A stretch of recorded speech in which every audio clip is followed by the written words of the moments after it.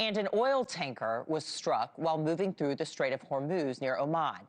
The channel is a key point for global oil transportation, connecting the Persian Gulf to the ocean. And NewsNation's Alicia Nieves is taking a closer look at how this growing conflict in the region is going to be impacting us here at home. The president does not want gas prices to go up, especially as Democrats are looking toward the midterm elections and thinking affordability, affordability, affordability. And Trump thinks gas prices are a good thing for him right now.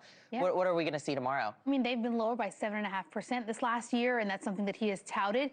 This is going to impact gas prices undoubtedly. What has transpired over the last 36 hours really does risk a major oil supply disruption that can trickle down to hitting the American wallet and what we pay at the pump. That is because along the Iranian coast is the Strait of Hormuz. It's the world's most important waterway for global oil trade. Around 20% of all the global oil supply has to travel through the strait. You're talking about 20 million barrels a day, Iran producing around 3 million of those barrels.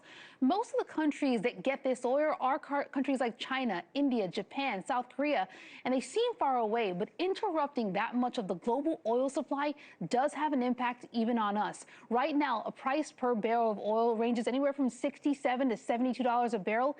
If the strait were to be deemed unsafe for commercial traffic, and we are starting to get some news of that, estimates show that the price could skyrocket. You're talking well over $100 a barrel. That trend trickles down to potentially gas going as early as tomorrow to $3 a gallon. We saw gas earlier this week hitting $2.95 over the past week.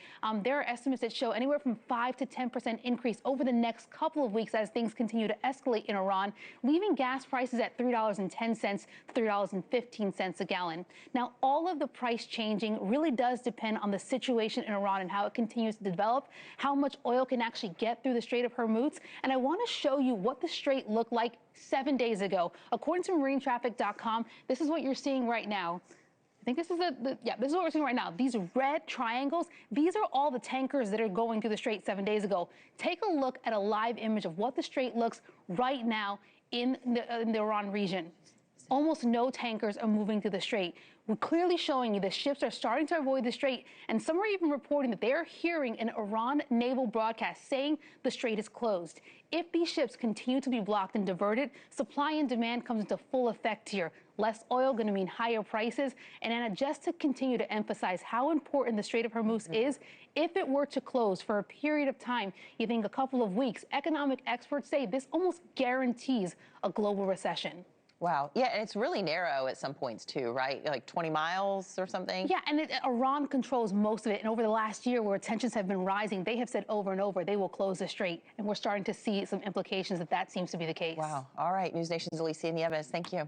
Thank you for watching. Subscribe below and download our NewsNation app right now on your phone, and you will get fact-based, unbiased news for all Americans.